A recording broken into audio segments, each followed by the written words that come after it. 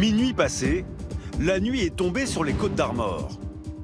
En plein été, tout semble calme pour les gendarmes en patrouille.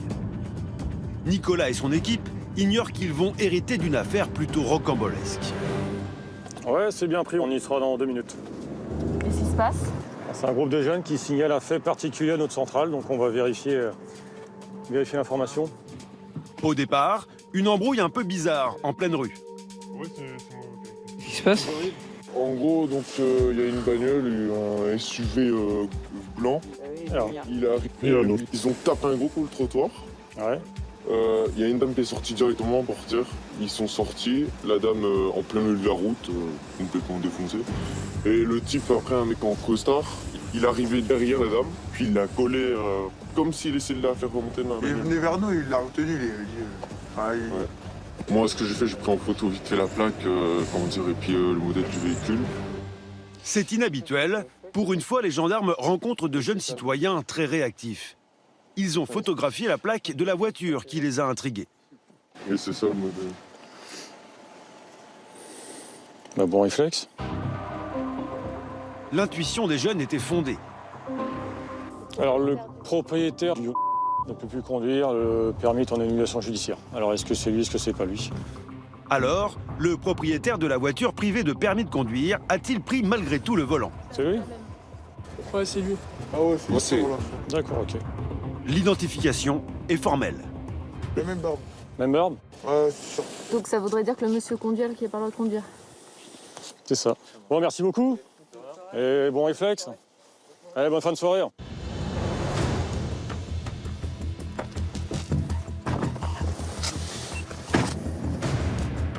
Mais à peine les gendarmes ont-ils repris leur patrouille que surprise. La fameuse voiture signalée par les jeunes est garée devant un bar de nuit. Ouais, je pense que ça doit être ça.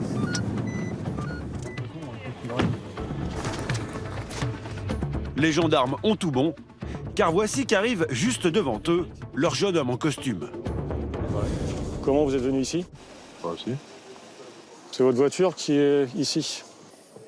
Oui. D'accord. Vous êtes présent, je vois que vous avez les yeux brillants. Oui. Donc vous êtes venu comment ici? Je suis venu à pied ici. Qui c'est qui conduisait? La personne est partie, donc voilà. Non, pas. Parce que vous savez que vous n'avez pas le droit de conduire malgré les conduites de manière judiciaire. J'ai pas le permis, donc je conduis pas ma voiture en fait. Visiblement, l'homme qui intéresse les gendarmes a des alibis pour éviter les soucis. Bah, si quelqu'un me voit en train de conduire, la personne a des mauvais yeux, parce que moi je conduis pas ma caisse. Hein. Tu prends l'identité de monsieur?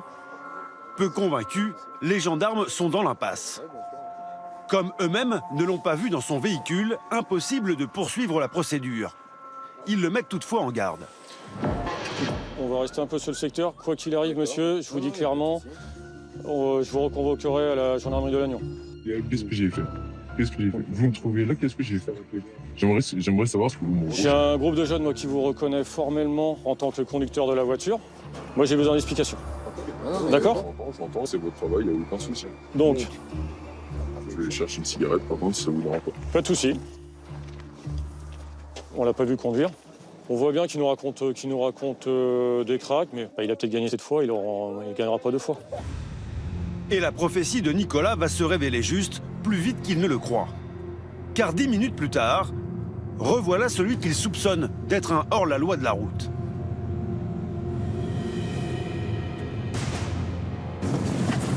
Il a dû prendre à droite. Il va chez lui. C'est chez lui? Je suis sûr, il va chez lui. Il fonce à toute vitesse, mais se sentant suivi, il se gare précipitamment dans une impasse. Il est tout feuilletant. L'homme tente de prendre la fuite. Reste là! Vous restez ici. Une courte cavale Il est derrière, il est là. Sortez de là! qui se termine dans les fourrés, chez un voisin. Bonsoir. Aujourd'hui, je vous emmène dans les Côtes d'Armor, un morceau de Bretagne situé au pays d'Astérix et d'Obélix. Sa magnifique côte de granit rose attire des millions de touristes. Et pour les hommes du groupement de gendarmerie, ce n'est pas vraiment des vacances. Beaucoup de gens impliquent beaucoup de risques et donc possibilité d'avoir plus d'accidents. Reste là! Vous restez ici. Sortez de là, je ne commencez pas à jouer au fond avec nous. Levez-vous avant que je vous lève là, c'est clair ou pas? Vous jouez, vous avez perdu. Je vais finir en tôle, c'est sûr. C'est que le début de la saison.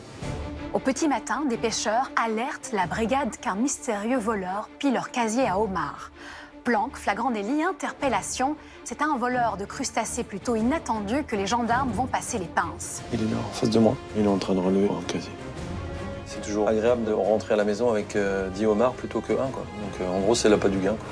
Quelques jours plus tard, un plongeur en détresse menace de se noyer. Les victimes sont à 30 mètres des rochers.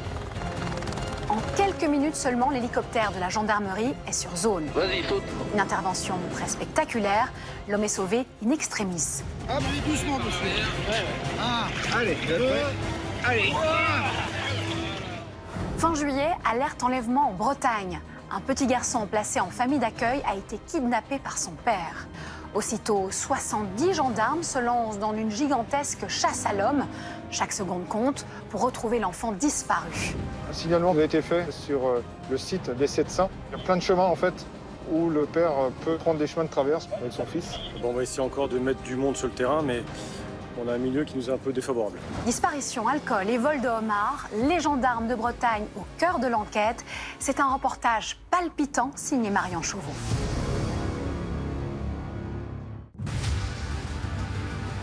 Retour sur la course-poursuite de Nicolas. Les gendarmes sont aux trousses d'un homme privé de permis. Un chauffard effronté qui leur a juré il y a 10 minutes à peine. Bah, si quelqu'un m'a vu en train de conduire, la personne a des mauvais yeux, parce que moi je conduis pas avec ça. Et pourtant, au nez et à la barbe des gendarmes, il a repris le volant. Reste là! Vous restez ici. Il a tenté de semer les militaires Eh, sortez de là, arrêtez de nous prendre pour des abrutis, là. Sortez avant que je vous sorte de là. et s'est caché dans un fossé. Levez-vous avant que je vous lève, là, c'est clair ou quoi? Cherchez pas à vous barrer. Non, y a pas d'attente. Mais c'est bon, on va mettre ma voiture devant. Ouais, c'est ça. Allez, très bien. Quelle idée de reprendre le volant? Ah là, franchement, dans le niveau de la connerie, vous êtes bon, vous. Hein. Ok, donc vous fouillez, monsieur? Qu'est-ce que vous avez de dangereux sur vous? C'est le monsieur qu'on vient de C'est ça. contrôler. Il a reconduit, on le prend en train de conduire. Au niveau de la bêtise, vous avez tout compris, quoi. Qu'est-ce que vous avez dans les mains, là? Ok. Pris en flagrant délit, l'homme a brusquement perdu de sa superbe. On vérifie l'alcoolémie, ok? Je vous dirai stop, allez. C'est la totale. Le fuyard conduisait malgré une suspension de permis et en plus, complètement ivre. Alors, positif éthylotest. On va faire une vérification éthylomètre. Vous connaissez la... C'est vrai que je suis positif, c'est pas la... Voilà, vous connaissez la procédure. Montez avec mes collègues. Mettez votre ceinture. Je pensais vraiment pas qu'il allait être capable de reprendre la voiture pour... Mais bon, satisfait, ouais. L'homme risque très gros. C'est pas discutable, j'ai déconné, j'ai fait de la merde, je l'assume, donc je l'assume entièrement. Après... je vais finir en taule, c'est sûr. L'homme est persuadé de finir en prison et pour cause. Nicolas va découvrir qu'il a affaire à un multirécidiviste qui se contrefiche de la loi. Vous avez été contrôlé combien de fois en conduite en état d'alcoolémie? Enfin, en première forme d'état d'alcoolémie. Ouais, la CEA, d'accord. C'est sous état de stupéfiant. D'accord, ok. Donc les récidives, on les voit de plus en plus souvent. Quand ils se retrouvent la première fois ici, bah, ils sont impressionnés. Ils nous promettent qu'on les reprendra pas. Et vous le voyez, nous, les récidives, ça reste courant. Allez-y. Et l'éthylomètre va démontrer la gravité de l'infraction. 1,06, on vous fait la marge d'erreur de 8%, d'accord, vis-à-vis des machines. Donc on retient le 0,97. Un taux impressionnant qui correspond à 10 verres d'alcool environ. Donc 0,97, il est 2 h du matin, donc monsieur, vous êtes passé en garde à vue. Donc conduite, pour conduite malgré annulation judiciaire du permis de conduire et pour récidive de conduite sous l'empire d'un état alcoolique.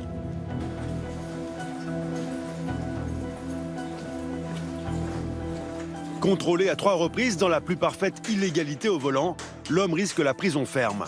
Il sera jugé dans quelques mois. Pour maintenir l'ordre et assurer la sécurité des vacanciers, sur terre comme sur mer, les 110 militaires du groupement de gendarmerie de Lannion peuvent compter sur le peloton motorisé. Mais aussi sur le Zodiac de la brigade nautique, sans oublier leur joker. Détachement aérien de Lannion, le 11 août au cœur de l'été. Comme tous les matins, Yann inspecte son meilleur ami, l'allié des gendarmes en Bretagne Nord. Mobilisé 24 heures sur 24, c'est lui. L'écureuil. Piloté par Yann, il est toujours prêt à sauver des vies. Des missions sous haute tension.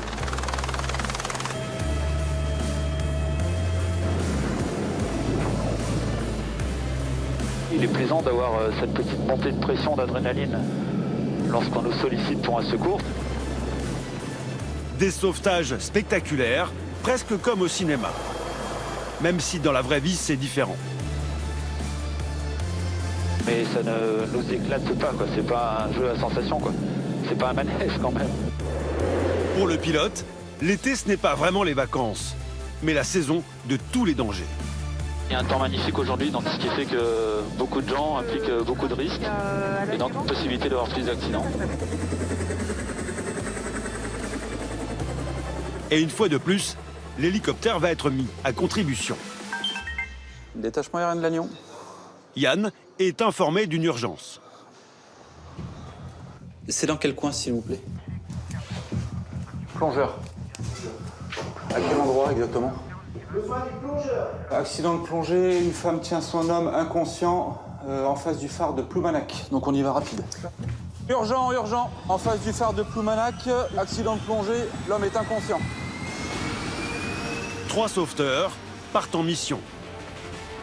Le mécanicien, Yann qui pilote, et Com, un plongeur secouriste. Pour eux, chaque seconde compte. Elle est toute seule, la personne, ou il y a déjà des secours? Apparemment, elle serait toute seule pour l'instant. Combien de temps pour arriver sur le site? Juste devant nous, dans 3 minutes, on est sur eux. Dans l'appareil, Eric, adjudant et mécanicien, va gérer les manœuvres de secours. Il donne ses consignes aux plongeurs. Bah, tu sautes avec la sangle, comme ça si la dame est avec et qu'elle est fatiguée, tu pourras lui laisser. En attendant. On est sur zone dans 30 secondes. Quelques instants plus tard, l'appareil survole le phare de Ploumanac. Un décor de carte postale sous un soleil d'été. En réalité, une zone ultra dangereuse pour les baigneurs en raison des courants marins extrêmement puissants.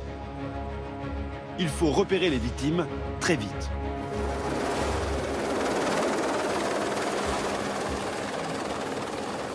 Alors, le plus dur, c'est de trouver la personne. Ouais, je pense.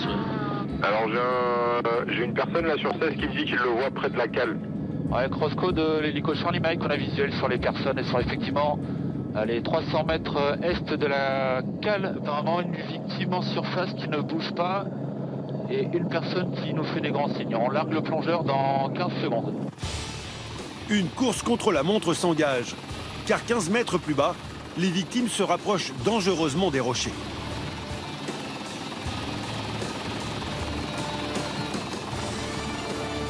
C'est bon pour lui? Je le désécurise. Ouais, quand tu veux, quand tu veux. Attends, je lui dis de le ramener vers la cale, à la nage. S'il peut, hein. Il doit le ramener sur le bord. Allez, la vite, nage. vite, vite. Il se rapproche du rocher, là. Prépare à sauter. Vas-y, saute.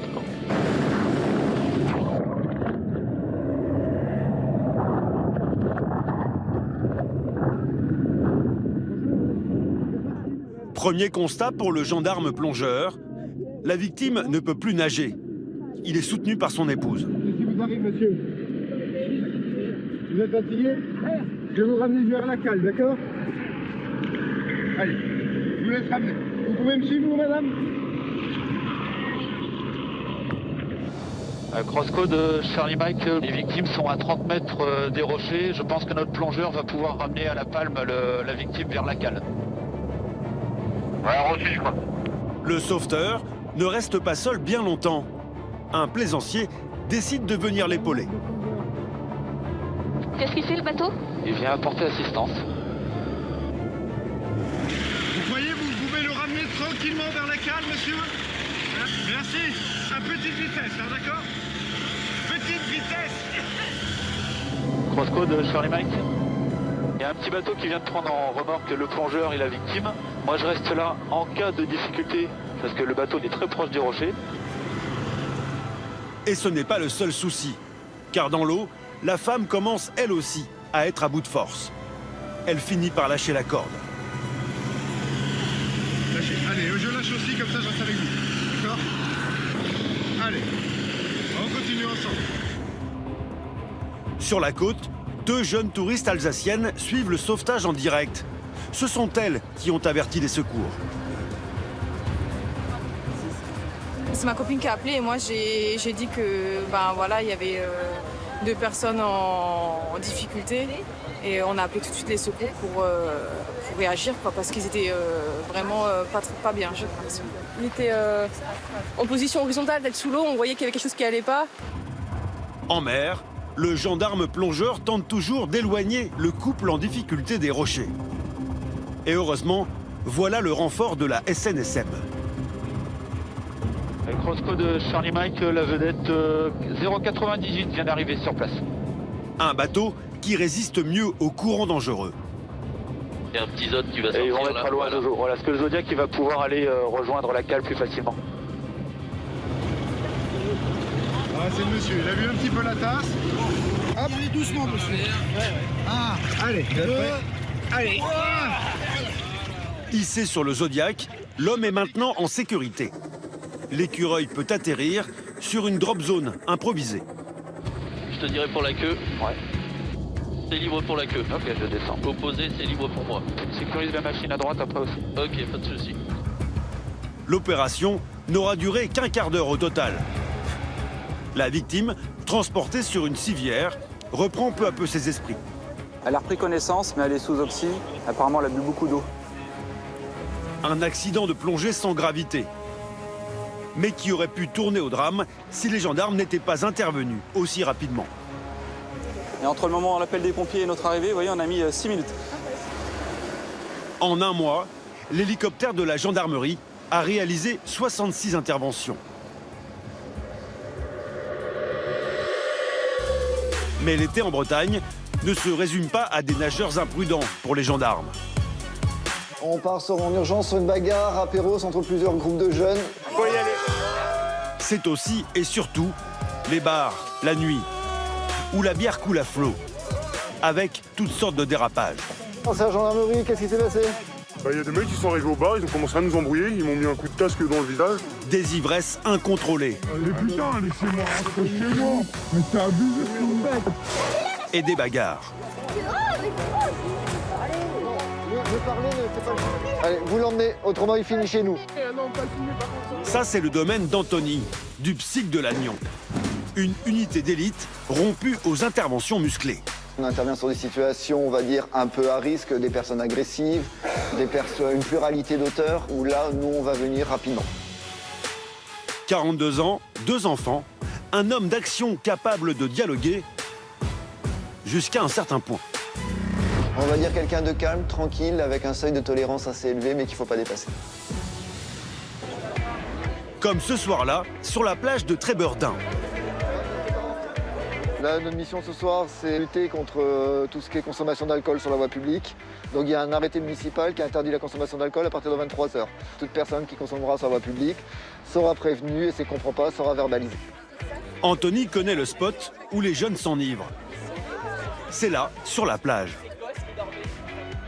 Là, il y a du monde, ouais. Ça fait longtemps qu'on n'avait pas vu ça. Messieurs, bonsoir. Ça serait bien de nettoyer votre bordel.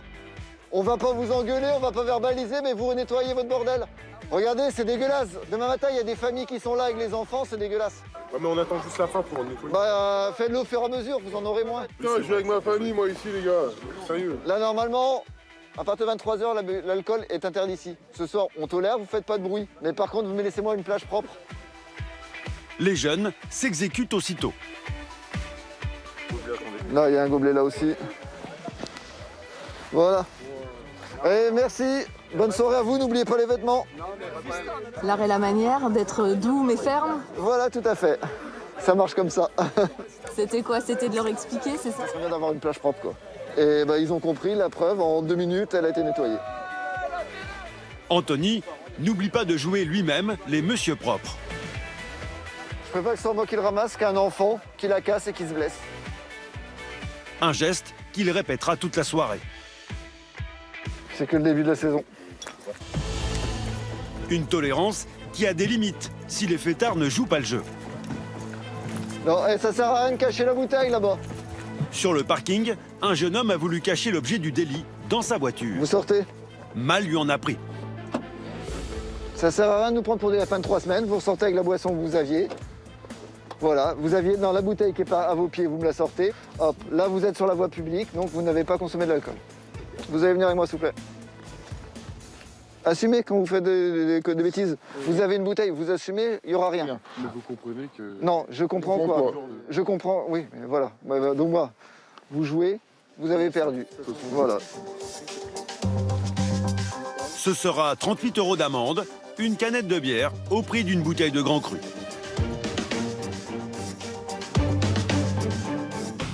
L'alcool, c'est vraiment le fléau ici? Ici, c'est un fléau. C'est le point de rassemblement des jeunes où ils viennent et ça consomme à outrance, quoi. Généralement, ils viennent avant d'aller au bar, ils se mettent bien une rince, ils continuent au bar et après ils se finissent ici.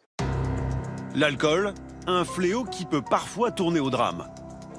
La preuve ce soir, un adolescent demande de l'aide à Anthony. Son ami qui avait trop bu a mystérieusement disparu.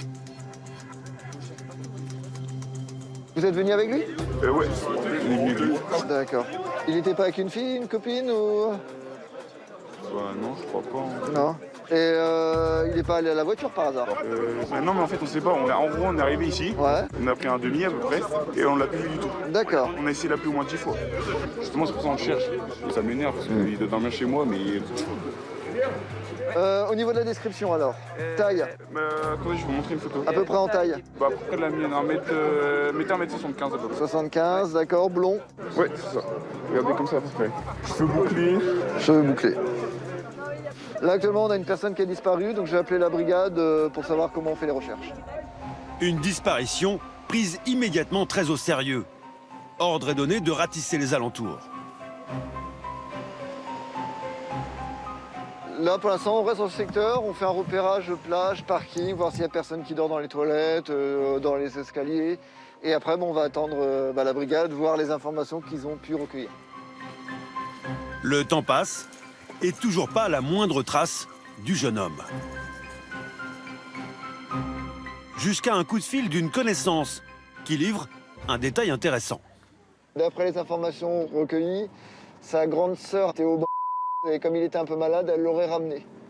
Mais on n'a aucune confirmation. Donc on va se rendre sur place, on va réveiller les gens et voir si M. est rentré à son domicile ou pas. À 3 h du matin, les militaires sonnent à la porte du domicile du disparu. Décale-toi. Vous allez vraiment... C'est ce que vous allez faire? Là, on va réveiller les parents pour voir si le fils est bien rentré. Bonjour, c'est la gendarmerie, excusez-moi de vous déranger. Est-ce que votre fils est rentré? Parce que... Non. Il y a ses copains qui le cherchent, ils savent pas où il est. Donc voilà, on nous a parlé que sa sœur serait peut-être venue le récupérer. Parce qu'elle était au mouvement aussi. Il a une sœur, je crois. Tout ça. Qui était peut-être au mouvement qui l'aurait récupéré. Donc nous, on vient confirmer, savoir s'il est rentré ou pas. Est-ce que vous pouvez vérifier dans sa chambre? D'accord, on reste là. Merci. Le jeune homme n'est pas dans sa chambre. Plus étrange, sa sœur ne l'a pas vu de la soirée. Je sais pas, j'ai ses copains qui m'ont appelé. Bonjour, oui, vous étiez ce soir avec lui ou pas? Je suis rentrée direct du travail. D'accord. Ok, parce que moi, nous, l'info qu'on a eue, c'est qu'il était malade et il est rentré avec vous. Donc c'est pour ça que nous, on est là pour vérifier, savoir s'il est pas avec vous. Et donc on va continuer à explorer, on va déclencher, je pense, les recherches. À ce moment-là le problème, c'est qu'on ne sait pas où il est. Donc on pourrait ne faire aucune recherche, mais nous, dans l'intérêt, c'est de savoir où il est quand même. C'est un problème, là? Là, j'appelle la brigade pour dire qu'on n'a pas localisé la personne, donc on va sûrement devoir lancer les secours. C'est-à-dire, ça veut dire quoi? C'est-à-dire qu'on va réveiller l'officier de compagnie, on va réveiller le gradé de permanence et on va voir ce qu'on va faire. Il était habillé comment ce soir? Ensuite, à capuche noire avec une jean tormanche. L'affaire prend une mauvaise tournure. Devant les gendarmes, les parents envisagent le pire. C'est inquiétant ou pas? On peut pas dire, on va pas dire que c'est inquiétant ou pas inquiétant. Nous, ce qu'on sait, c'est qu'on nous déclare la disparition d'une personne. Nous, on prend ça sérieusement. Nous, on retourne sur Trébordin, on continue à chercher. Et de toute façon, on a votre numéro, on vous appelle, on vous tient au courant. Un ratissage nocturne.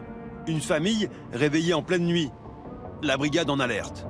Pour Anthony, une disparition, c'est toujours une affaire très grave. Dès qu'on a une disparition comme ça, c'est jugé sérieux, surtout qu'on est à proximité de la mer, on va dire sur fond d'alcool, il peut avoir une chute, il peut avoir n'importe quoi, donc faut pas négliger la moindre disparition. Mais en un instant, toutes ces hypothèses pessimistes disparaissent. Ouais, 400, on s'en écoute. On a retrouvé la personne à Tréborda. Là, on vient de le localiser juste à côté de le nouveau bar qui est à Tréborda. D'accord. Ouais, j'appelle sa sœur pour dire. Oui. Le gendarme rassure tout de suite la famille. Oui, donc c'est bon, on l'a retrouvé, il était ivre-mort en train de dormir. Donc mes collègues le ramènent chez vous. Il a été retrouvé indemne, avec, je pense, demain la gueule de bois. Mais voilà, il a été retrouvé, il sera remis à ses parents, donc pour nous, vraiment, fin d'intervention. Anthony peut oublier ses scénarios cauchemardesques sur la disparition. Mais ce n'est pas toujours le cas. Fin juillet, un kidnapping a donné des sueurs froides à toutes les forces de l'ordre du département.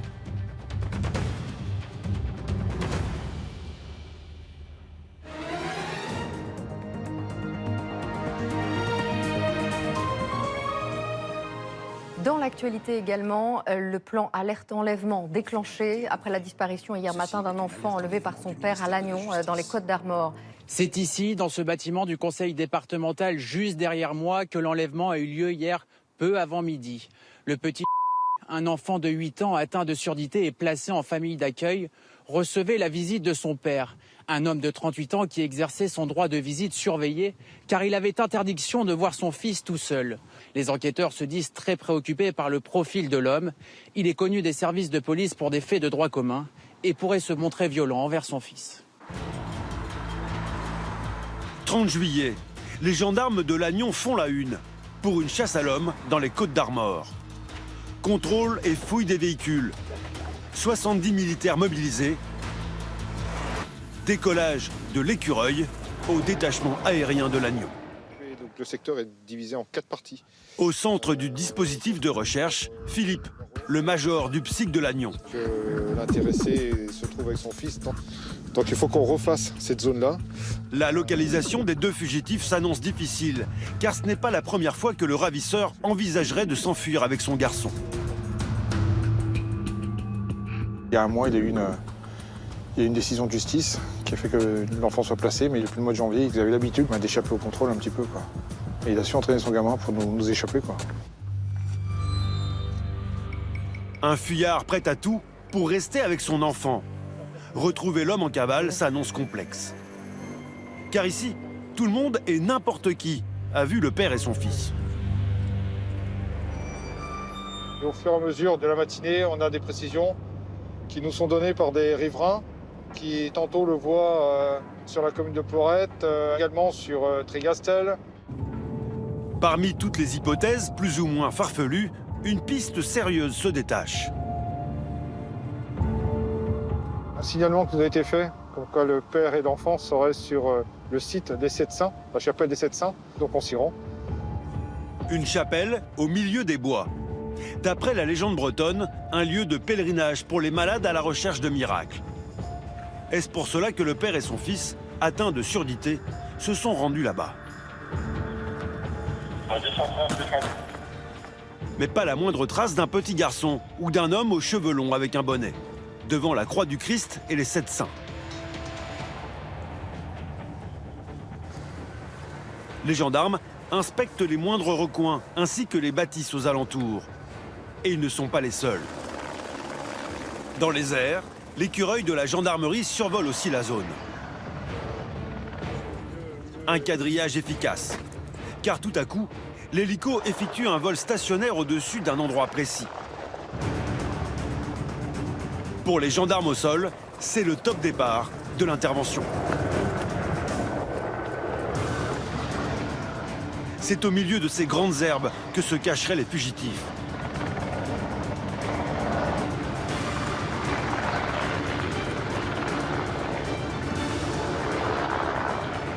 Ratissage en règle des champs, mais en vain. L'hélicoptère a bien fait un vol stationnaire vraiment au-dessus de la zone. Après, c'est vrai qu'effectivement, comme vous pouvez filmer, là, c'est super dense. Donc on va essayer encore de mettre du monde sur le terrain, mais on a un milieu qui nous est un peu défavorable. Personne, nulle part. Et les gendarmes ont la fâcheuse impression de tourner en rond. Il y a une demi-heure, elle a été vue au site de Sept-Saint. Il y a une demi-heure, quoi. Ouais, ça passe vite. Hein. Le père et l'enfant ont-ils réussi à fausser compagnie aux forces de l'ordre en passant par les sous-bois? Car malgré les barrages, aucune trace du petit bonhomme et de son papa. Conclusion, en début d'après-midi, le major n'est pas très optimiste. Il y a plein de chemins, en fait, où le père peut prendre des chemins de traverse avec son fils. Mais quelques minutes plus tard, un appel radio déterminant. Bon, bah, très bien. Pas de problème particulier par rapport à ça? Aucun problème particulier, la situation du droit en cours. Donc là, on vient d'avoir une communication, une unité a interpellé la personne recherchée. Le père et le petit garçon ont été retrouvés à 1 km de là. Il nous a fait courir. Le major esquisse un sourire, mais il ne veut pas se réjouir trop tôt, ignorant l'état de santé de l'enfant après cette cavale de 24 heures.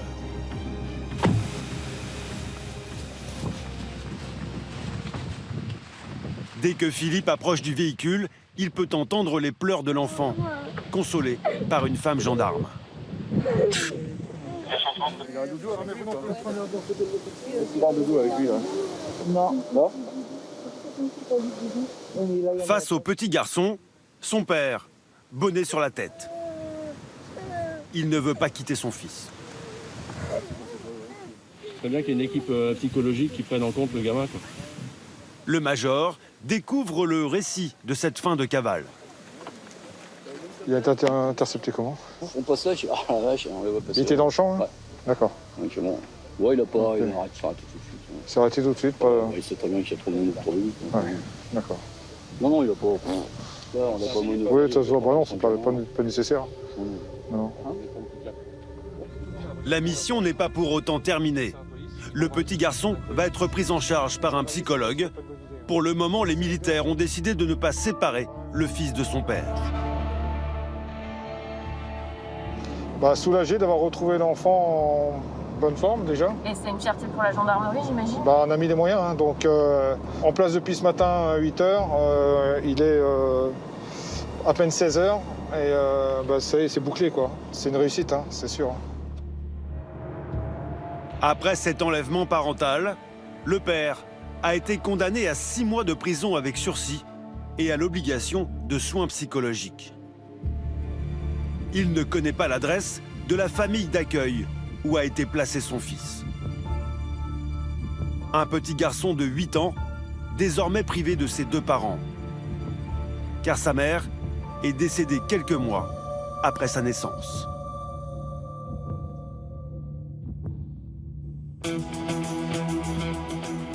En été, dans les Côtes-d'Armor, pour les gendarmes, le danger se trouve surtout ici.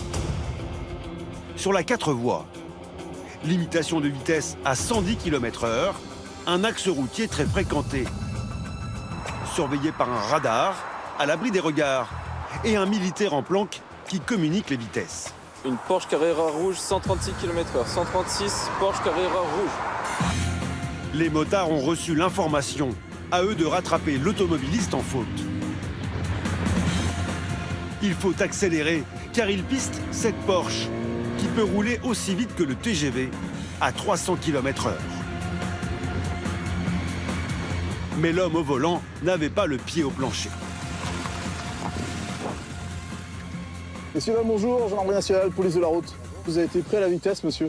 136 km/h au lieu de 110. Vous étiez en seconde, non? Les gendarmes l'ignorent, mais ils viennent d'interpeller un pilote amateur passionné de mécanique qui fait du circuit. Je vais aussi sur la piste. Ah, on fait de la piste aussi? À l'est. Avec ce véhicule? Ouais. Ah, d'accord. L'homme va perdre 1 point sur son permis de conduire. Bon, ça va pas vous gâcher vos vacances quand même? Non, on va prendre juste un peu de retard, puis c'est pas pour ça qu'on va accueillir après. Il écope aussi d'une amende de 45 €.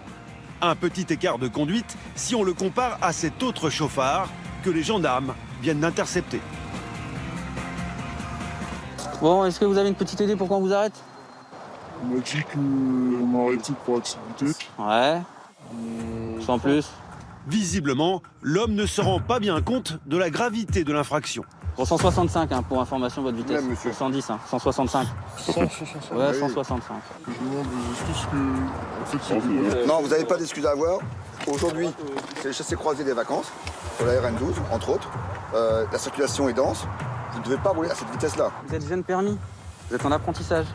Je m'excuse encore une fois. Et c'est sympa de s'excuser, mais malheureusement, ça ne changera rien. D'accord?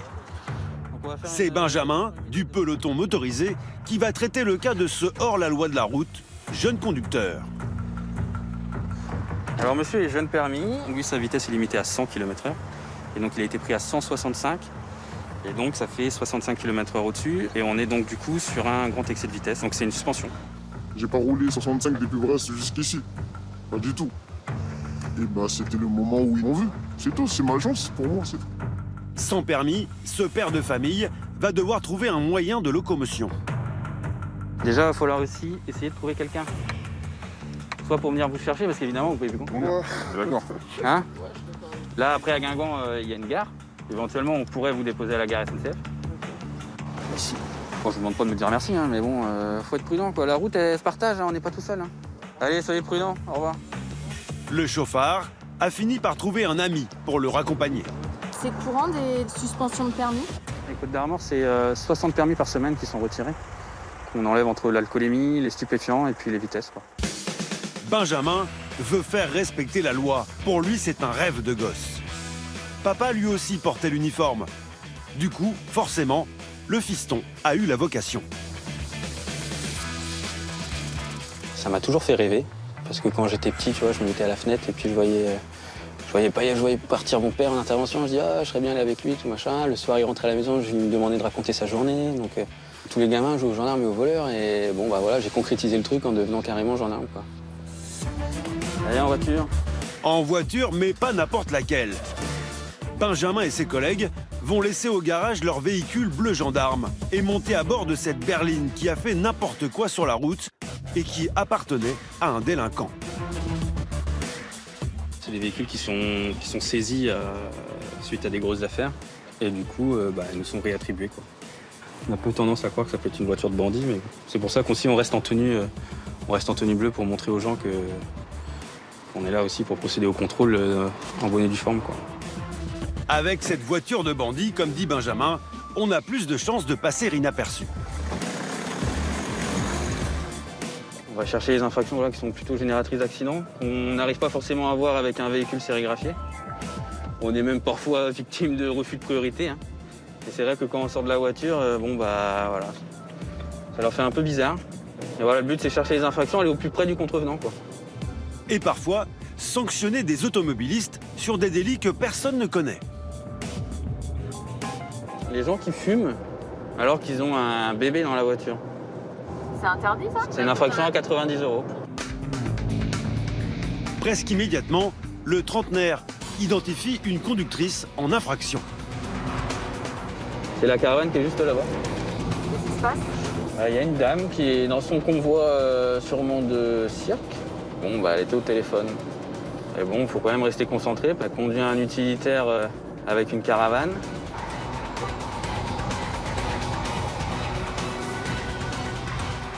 Madame, bonjour. Vous savez pourquoi on vous contrôle, madame? Le téléphone? Bah oui. Oui, parce que j'ai ma fille qui vient d'accoucher à... Vous avez une autre personne assise à côté de vous, elle peut tenir le téléphone et mettre au moins un haut-parleur. Oui, mais j'étais avec ma fille, comme il y a eu des complications avec le petit bébé. En plus, vous conduisez un ensemble où il faut vraiment avoir les deux mains sur le volant. Faut rester concentré. Hein. Je suis concentrée, oui. Au téléphone, malheureusement, non, on n'est pas concentré au téléphone. Bon, vous connaissez la sanction? 90 €, 3 points en moins sur votre permis de conduire. C'est un coup dur parce que j'étais avec ma fille qui est à l'hôpital. Le petit bébé a des problèmes, donc tout de suite, quand ça sonne, je réponds. Il n'y a pas réellement d'excuse, quoi. Tout le monde le sait que le téléphone, c'est interdit au volant. En plus, à côté d'elle, elle a une de ses filles qui pourrait éventuellement lui tenir en haut-parleur. On n'interdit pas les gens de téléphoner, on leur demande juste d'avoir les outils qui leur permettent de téléphoner, c'est tout. Je comprends, mais j'aurais bien aimé que ça soit dans les deux sens, qu'ils comprennent. Si la conductrice fait son mea culpa, elle attend tout de même une indulgence. Et la discussion va changer de ton.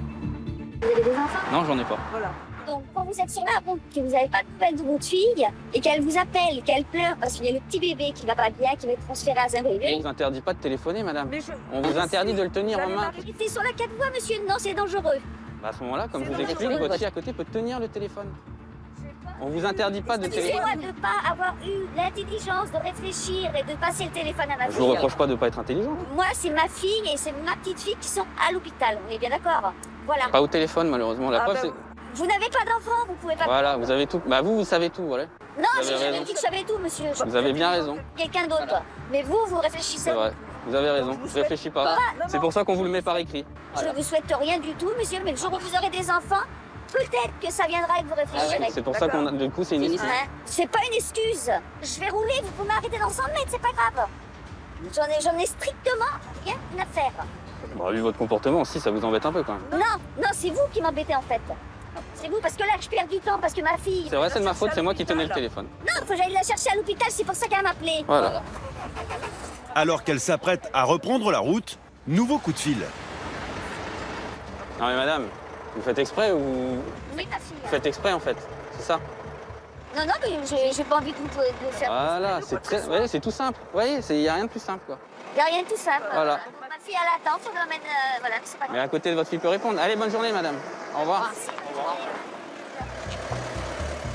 C'est des comportements récurrents, ça? De toute façon, ils sont dans un moment un peu où ils sont un peu vexés. Donc bah, ils ont forcément raison et bon bah voilà. Après ça sert à rien de se prendre la tête plus que ça. Elle Voilà. comprendra pas, j'ai l'impression. Ah non, parce que la preuve c'est qu'elle est encore au téléphone, vous voyez là, et elle est en train d'embêter tout le monde parce que là il y a les gens qui attendent, vous voyez. C'est un peu un comportement égoïste, tout simplement, voilà. Vous êtes au courant que vous n'êtes pas toute seule madame sur la route, il y a des gens qui attendent derrière. Ouais mais il y a du monde derrière.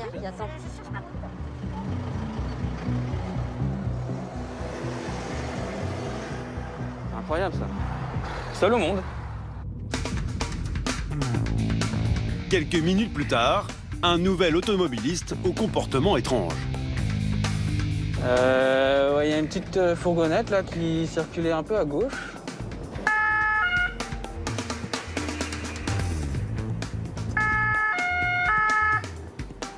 Monsieur, bonjour.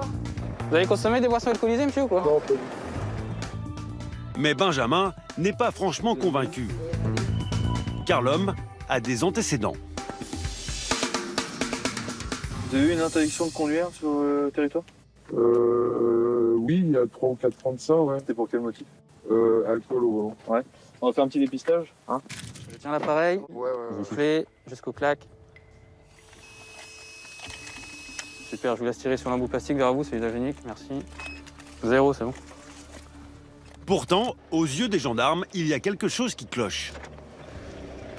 Bon, l'objet du contrôle à la base, déjà, c'est que je trouvais que vous étiez un peu sur notre voie de circulation. Oui, je sais bien, mais... Hein? Est-ce que vous consommez des stupéfiants, monsieur? Non. Jamais? Non. Non? Non. L'homme semble mal à l'aise. Hop, tenez, vous prenez cette partie-là, là. Ouais. Vous allez la frotter bien sur votre langue, à l'intérieur des joues, et vous allez frotter aussi ici devant. Vous êtes fumeur, non? Ouais. Ça marche, allez-y. Hop, vas-y, donnez-moi. Donc là, on a prélevé la salive de monsieur. On va voir si jamais il réagit au THC, amphétamine, cocaïne.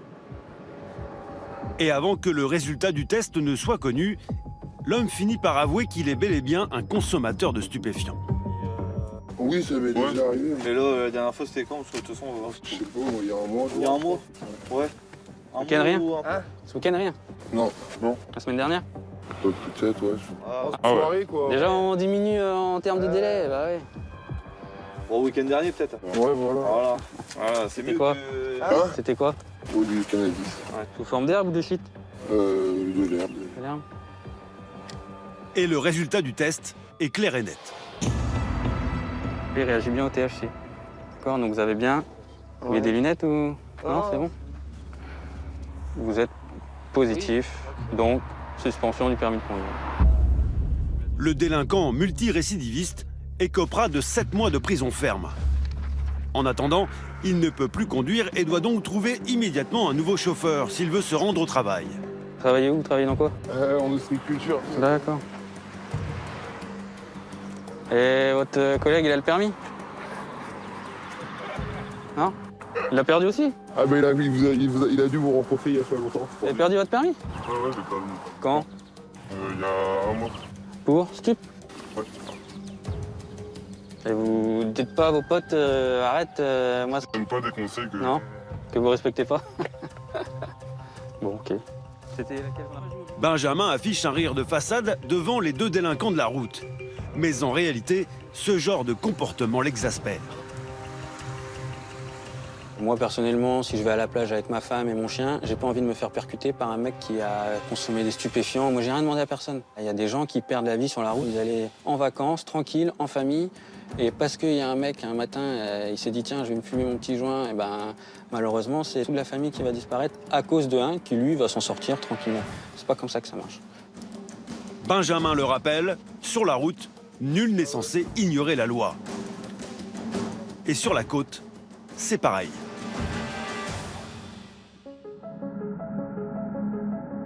Depuis 2020, la protection de l'environnement est l'une des priorités de la gendarmerie.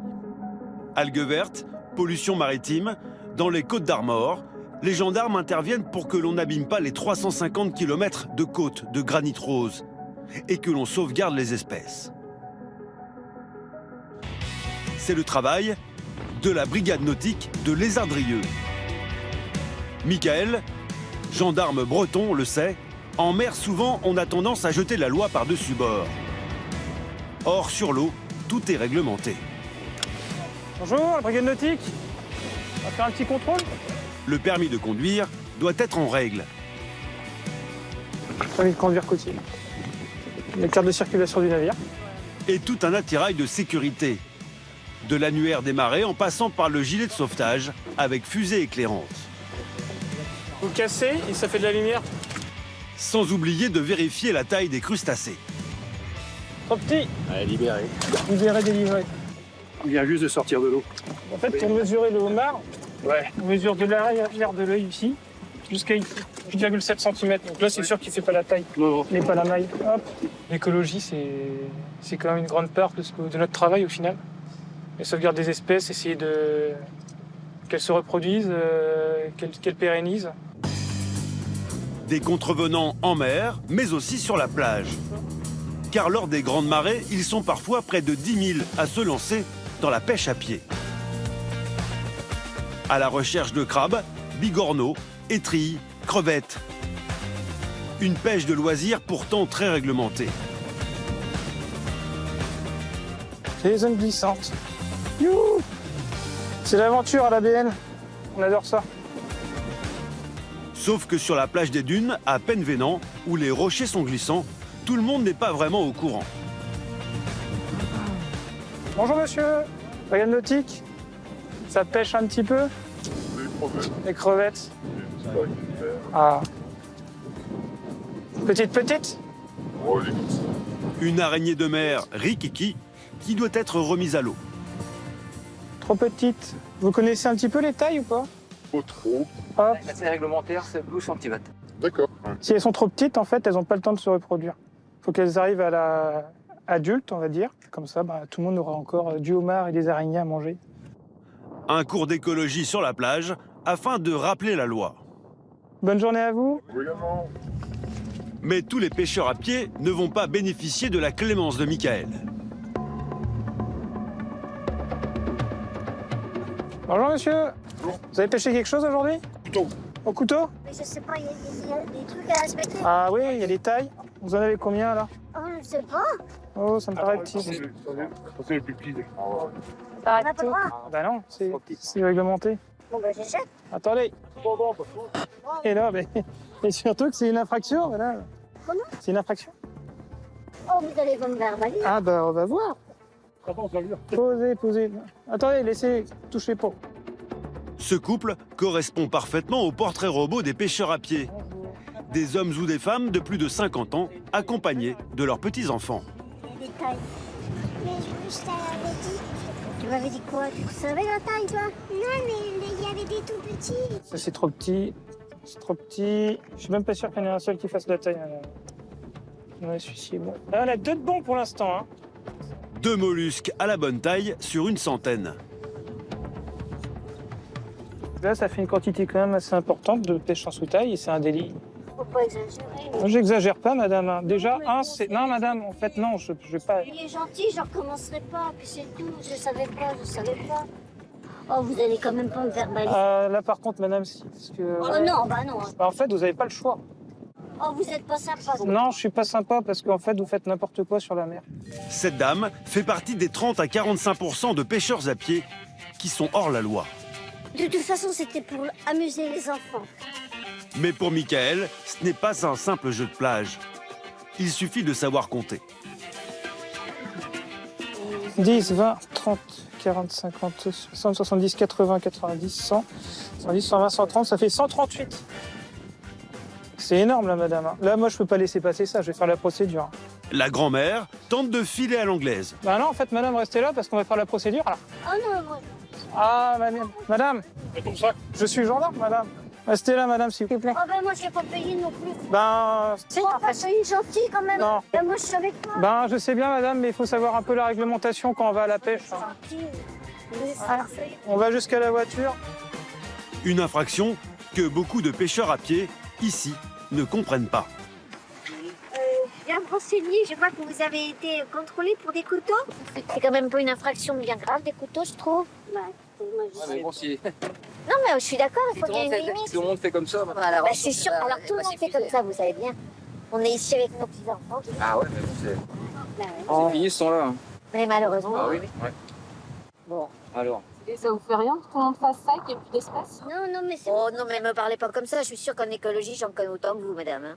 Je vous pose une question. Oui, bah, bien si, ça me fait pas rien, bien sûr, madame, mais il faut raison garder. Je pense qu'il y a des causes plus graves que les couteaux. Il y a des fruits de mer, ceux-là, il me semble qu'il y en a plein.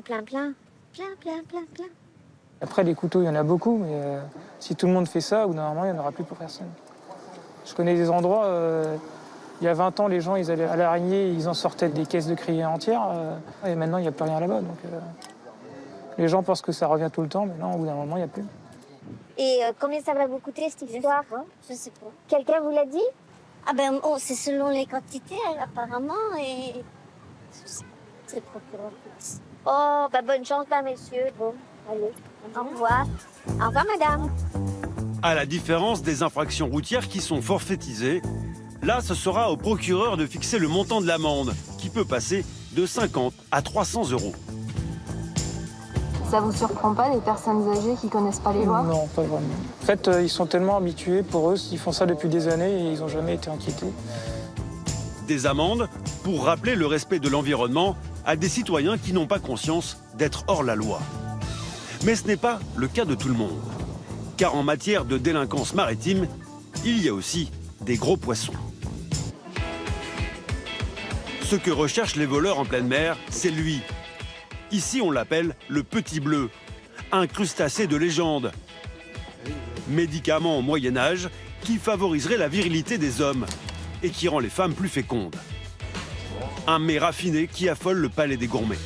C'est la vedette de la Bretagne, c'est le mec plus ultra du menu breton. J'ose même pas l'attaquer, tellement il est beau. Le homard breton devenu une espèce rare. Une pépite pour les cuisiniers qui peut atteindre les 100 € du kilo. Ça vaut de l'or. Il y a des gens qui n'ont pas les moyens de s'acheter ça. C'est quand même des mets de luxe. C'est un peu comme, je dirais pas ce qu'au caviar, mais c'est des mets comme la truffe et tout ça qui sont très rares déjà de trouver. De l'or bleu sous la mer qui attise toutes les convoitises. Pierrot le pêcheur le sait bien, lui qui possède ses casiers homards. 2 maximum, comme le prévoit la loi. Et lorsqu'il relève ses pièges à crustacés, souvent c'est la mauvaise surprise, car des voleurs sont passés par là. Les fameux gens qui volent dans les casiers, alors comment ils font? Ils vont de bonne heure le matin, juste au lever du jour, puis ils relèvent, ils prennent ce qu'il y a dedans, des fois ils prennent le casier aussi, puis voilà. Et c'est récurrent parce que c'est de plus en plus. Oui, ça vous est arrivé souvent? Ah, j'ai vu des casiers de voler, oui, tout à fait, oui. Oui, dans la rivière, il y a pas mal de vols. C'est pour ça que la nautique s'en occupe, là. Et la nautique, précisément, c'est ce gendarme breton, Thibaut, un éternel amoureux de la mer. Je ne pourrais pas vivre à Paris, ça c'est sûr. Je ne passerai pas de la mer, ça coule un peu dans nos veines. Hein. Le sang avec un peu de sel coule dans nos veines, donc je resterai dans mon pays. Et pour ce marin dans l'âme, pas de cadeau pour les voleurs des mers. Début août, 5 h du matin. Le gendarme, épaulé par Gérald, passe de la parole aux actes. Depuis quelques mois, la brigade nautique rêve de mettre la main sur un voleur de homards. L'identité, on la connaît. Je te mets le numéro du bateau. L'homme est connu, mais il leur file entre les doigts. On a des informations qui nous disent qu'il y a un bateau qui a des agissements qui ne sont pas très corrects envers les autres plaisanciers. Donc du coup, on tente une petite incursion Bortrieux en civil. Donc on essaiera d'être très discret, surveillance aux jumelles et voir un peu ce qu'il fait, quoi, comment il agit, voir si les informations qu'on nous a données sont correctes. Ce monsieur, on suppose qu'il se sert un petit peu dans les casiers des autres. Donc c'est une pratique qui est courante quand même chez certains, mais c'est pas une pratique qui est correcte. Donc du coup, on veut vérifier nos informations. Passer les pinces à un voleur de crustacés est beaucoup plus compliqué qu'il n'y paraît. Alors le duo d'enquêteurs a décidé de se séparer pour mettre toutes les chances de son côté. Gérald partira en civil traquer le voleur du côté du port, tandis que Thibaut planquera au bord de la mer. Il n'y a pas d'impunité, non. Ni sur terre, ni en mer. Après, les gens sont pas forcément moins contrôlés en mer qu'à terre. Hein. Parce que les pêcheurs réguliers, ils sont quand même souvent contrôlés. Hein. Avec une telle météo, logiquement, le voleur devrait passer à l'acte. Bon, il y a des chances qu'il soit là quand même. Il fait pas mauvais, il pleut pas, il n'y a pas de vent. C'est une bonne matinée pour aller en mer. Effectivement, Thibaut a eu le nez creux. Son coéquipier posté sur le port a vu l'homme embarqué, prêt à passer à l'action. C'est maintenant à Thibaut de jouer. Moi, je vais aller me garer après la pharmacie de Lézard, là où je fais le footing, il y a un petit... Je vais aller par là. D'accord? Ok, je serai en face de toi. Mais attraper un hors-la-loi des mers en flagrant délit reste complexe. Faut vraiment le voir, donc le constater. Il n'y a pas de caméra sur les casiers. Donc il faut être présent et sans être vu. Thibaut monte une planque, une surveillance discrète, avec vue sur les bateaux au mouillage. Là, je suis entre deux arbres, c'est pas mal. Ouais, il est là, en face de moi. Il est là, en fait, entre les deux branches, là, dans le feuillu. Je sais pas ce qu'il fait, là. Là, il est en train de relever, je crois, un casier. Les deux gendarmes tiennent leur flagrant délit. Enfin presque, car ils doivent effectuer une vérification cruciale. C'est peut-être pas mal d'aller vérifier si c'est son casier ou pas. Ouais, si la bouée est marquée et que c'est pas son numéro, il est en infraction de trop. On va aller voir ça. Ce matin, il a relevé une bouée, on l'a vu relever une bouée, on voudrait vérifier que c'est bien une bouée qui lui appartient. Donc voilà, si c'est pas son casier, il n'a pas touché les bouées des autres. Donc ça corroborerait les éléments qu'on a déjà, quoi. On va aller vérifier là. Non, regarde. Ah, c'est celle-là, les deux bouées, là? C'est les deux bouées-là qu'il a relevées ce matin. Ok. Hop. En pleine mer, les deux enquêteurs dénichent enfin la preuve qu'ils attendaient. Ouais, c'est pas son numéro. Hein. Ok, c'est pas son numéro. Son bateau, il n'est pas immatriculé à ces numéros-là. Donc du coup, il n'a pas à relever ses casiers, donc c'est une infraction. Donc il va être convoqué pour audition à la brigade nautique. Bonne pêche pour les gendarmes, ils ont un suspect dans leur filet. Que Thibaut attend de pied ferme à la brigade. L'exemple type d'une délinquance méconnue des citadins, mais très fréquente dans le monde des marins. C'est un sport national en fait, hein. C'est facile de relever on regarde à gauche, on regarde à droite et puis on relève le casier. C'est toujours agréable de rentrer à la maison avec 10 homards plutôt que 1, quoi. Donc en gros c'est l'appât du gain, quoi. C'est pas plus bête que ça, quoi. Pour ces vols répétés de homards, l'homme risque 3 ans de prison et 45 000 € d'amende.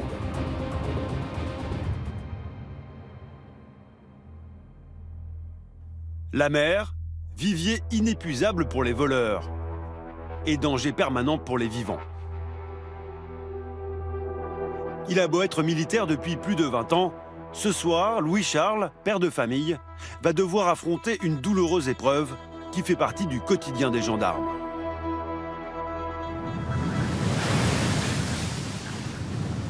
Il est près de 22 h lorsque le lieutenant et ses hommes sont appelés pour une urgence. Une famille a signalé la disparition de l'un des siens. À la pointe de Guilben, non loin de Paimpol, l'homme n'a laissé que sa voiture avant de disparaître. Ça fait 2 heures qu'on n'a pas de nouvelles. Le timing commence à être un petit peu long. Et le véhicule est retrouvé ici avec son téléphone. C'est alarmant, donc on part d'ici après pour des recherches pédestres parce qu'on est sur une zone, sur une pointe, on est entouré, c'est un petit bras de mer, on est entouré de mer et de chemins GR, donc voilà. L'officier prend l'affaire très au sérieux, car selon l'entourage de l'homme, il aurait des tendances suicidaires. Et la veille, il aurait tenu un discours inquiétant. Il a voulu exprimer des phrases. La seule qui est sortie de lui, c'est je vais mourir. Hier, ça. 3 fois. D'accord. Ouais. Il était incapable de dire quoi que ce soit d'autre. Depuis 2 heures, les gendarmes ratissent les lieux. Et l'un d'entre eux vient de récupérer sur une plage avoisinante un indice. On va vous donner une enveloppe craft, vous mettez le vêtement dedans et on viendra le présenter à la famille qui nous dit oui ou non c'est à lui ou pas, quoi. Louis-Charles se renseigne auprès du fils du disparu qui participe aux recherches. Ça te parle pas, ça? Non, là, pas du tout. C'est pas à toi et c'est pas à ça. T'as jamais eu ça avec le papa? D'accord. Puis c'est pas la bonne taille pour savoir. D'accord. C'est beaucoup plus petit. Non. C'est pas à toi non plus. Moi j'ai pas d'as comme ça. Comme le vêtement retrouvé n'est pas le bon, les gendarmes questionnent l'adolescent sur d'autres détails vestimentaires. Il y a des reflets en pierre sur le bras droit, je crois, sur le poignet droit, et beaucoup de colliers. Beaucoup de colliers, ouais. Toujours aucun signe de vie du disparu. Alors, des amis proposent d'épauler les militaires. Merci d'être venu déjà. Ouais, c'est normal, c'est hier, quoi. Moi, si je vous fais un petit point, donc on a déjà fait le bas de la grève en bas, là, toutes les petites plages, bon, pour l'instant on n'a rien. Ça n'empêche pas qu'on puisse retourner voir, hein. Il fait nuit, donc avoir tous les éléments d'un premier coup d'œil, c'est pas évident, mais voilà, donc allez pas vous mettre en danger non plus, parce que ça glisse, hein, je pense que c'est déjà un peu compliqué. Quasiment tous les jours pour la... Ah ouais. Et vous l'avez déjà vu par là? Non, jamais. Pas le coin ici, je connais un peu. Ouais, on doit avoir 6-8 civils là qui sont avec nous. Il est 1 h du matin, donc il fait nuit, c'est compliqué. Plus on est, plus on a de chances de retrouver. Voilà. Les recherches à pied ne livrent rien de concret sur cette lande de terre balayée par les vents. Le lieutenant demande donc du renfort.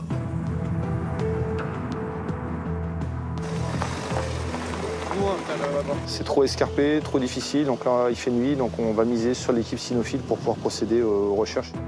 Louis-Charles espère qu'avec l'aide du maître chien, on arrivera peut-être à retrouver la trace du disparu, très attaché symboliquement à ce lieu. Je te fais un topo? Oui. Alors, ici, on est sur la presqu'île, comme on l'appelle, presqu'île de Guilben. Et au bout là-bas, sa femme est décédée il y a 3 ans. Les cendres ont été jetées à la mer là-bas. Ok, bon bah on va aller voir ça. C'est maintenant aux chiens de la brigade cynophile de tenter de résoudre cette disparition inquiétante. Et pour cela, la famille a fourni le pyjama du disparu aux enquêteurs. Alors pour activer l'odorat du chien, c'est des effets personnels du disparu qui ont été récupérés à son domicile, hein, qui sont mis dans un sac hermétique pour favoriser la prise d'odeur pour l'animal. Et puis il prend la piste la plus récente normalement, l'animal. Voilà. Immédiatement, le berger allemand se dirige vers la côte. On redescend vers la pointe. Il y a la mer. La mer, elle est à droite, elle est à gauche, elle est en face. Là. Le flair de l'animal conduit les enquêteurs au bord des falaises. Donc là, on est sur la pointe, hein, bien sûr. Un sentier du littoral très escarpé. La piste s'arrête au-dessus de la mer, avec un nouveau point d'interrogation.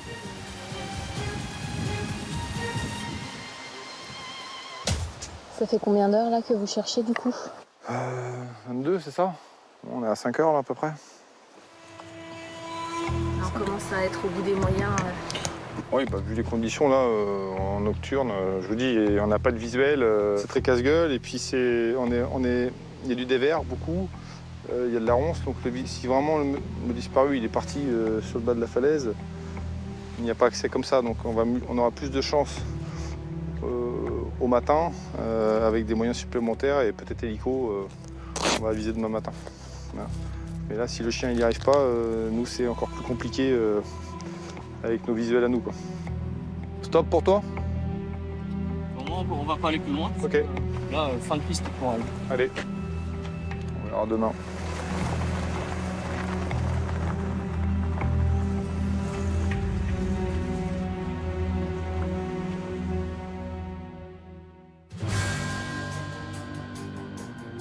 Le lendemain matin, les grands moyens sont déployés. Et Louis-Charles affiche sa tête des mauvais jours. Pas de nouvelles du disparu, c'est pas bon signe, on n'a pas de quoi être optimiste pour le moment. Donc maintenant il fait jour, on déclenche des moyens supplémentaires, mais hélicoptères pour faire les recherches aériennes et les zones qui sont difficilement accessibles en pédestre. Et on va essayer de faire sortir le bateau de la nautique s'il est disponible également pour faire les zones dans les parcs à huîtres qui sont sur la zone de Paimpol. C'est l'écureuil de la gendarmerie qui va fournir la clé de l'énigme. Car rapidement, depuis l'appareil, les gendarmes repèrent une silhouette dans l'eau. Un plongeur est aussitôt élitreillé.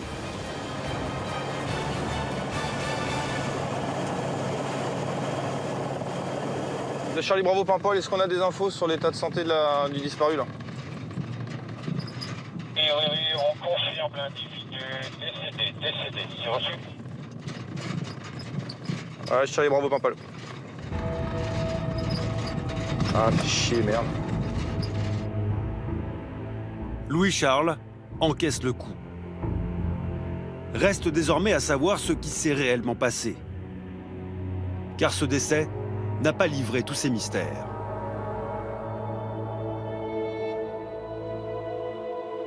On est à proximité de son lieu de stationnement du véhicule, donc on peut penser que soit il a eu des intentions suicidaires, soit c'est un accident, soit il est tombé. C'est pas improbable au vu de ce qu'on a comme élément. Le lieutenant doit maintenant accomplir une tâche que tous les gendarmes détestent. Informer les proches.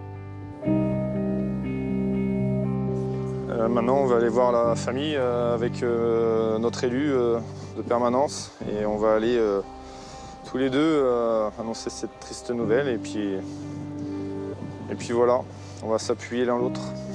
C'est un travail difficile ça pour le gendarme? Je pense que le gendarme c'est difficile pour tout le monde, il n'y a pas de... Nous, on n'annonce pas ce genre de choses en général.